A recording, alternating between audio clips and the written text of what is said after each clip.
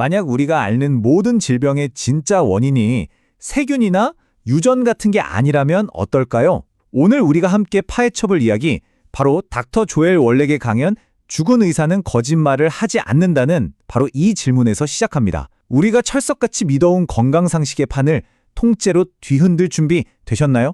바로 시작하죠. 이 강연의 모든 것을 담고 있는 한 문장입니다.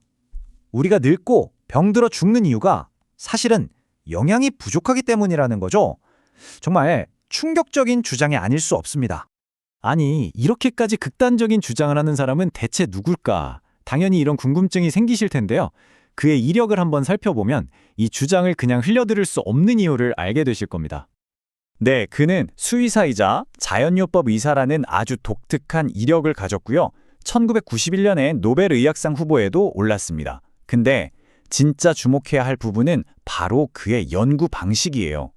동물 부검 17,500회, 사람 부검 3,000회, 합쳐서 2만 건이 넘는 부검을 통해 질병의 진짜 원인을 현미경으로 직접 들여다본 사람이라는 거죠. 자, 그럼 월렉 박사가 말하는 문제의 근원, 그 첫 번째 퍼즐 조각부터 한번 맞춰볼까요? 바로 우리가 매일 배부르게 먹으면서도 사실은 굶주리고 있다는 숨겨진 기아 문제입니다. 월렉 박사에 따르면요, 우리 몸이 최상의 컨디션으로 완벽하게 돌아가려면 매일같이 필요한 필수 영양소가 몇 가지나 될까요? 바로 90가지입니다. 90가지요. 이 차트를 한번 보세요. 정말 놀랍지 않나요? 우리가 매일 챙겨야 할 90가지 영양소 중에 무려 3분의 2, 60가지가 바로 미네랄입니다. 특히 우리가 이름도 잘 모르는 그런 미량 미네랄들이죠.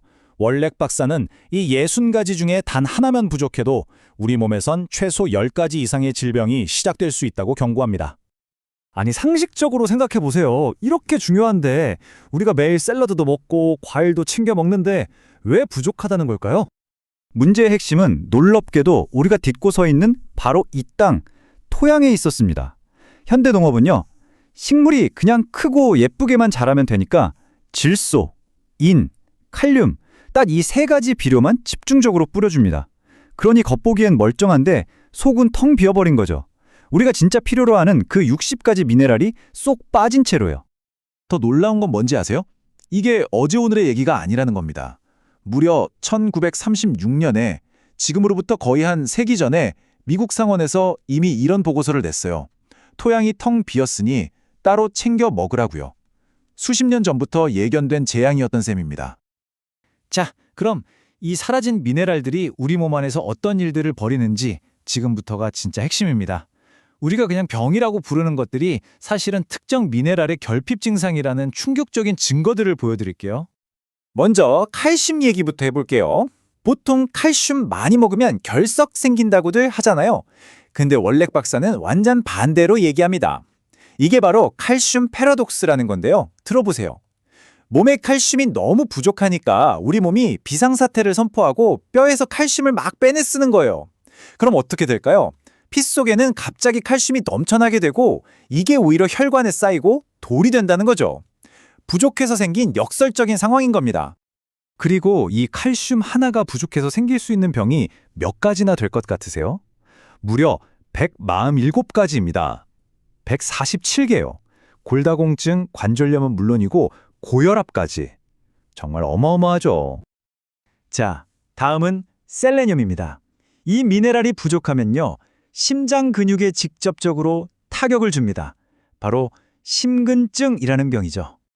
이 슬라이드에 나오는 이야기는 정말 안타까운 실화입니다. NBA 스타였던 레지 루이스 선수, 당대 최고의 심장 전문의들한테 치료를 받았는데도 결국 심근증으로 세상을 떠났어요. 월렉 박사는 말합니다. 하루에 단돈 100원짜리 셀레늄 한 알만 있었어도 살 수 있었다고요.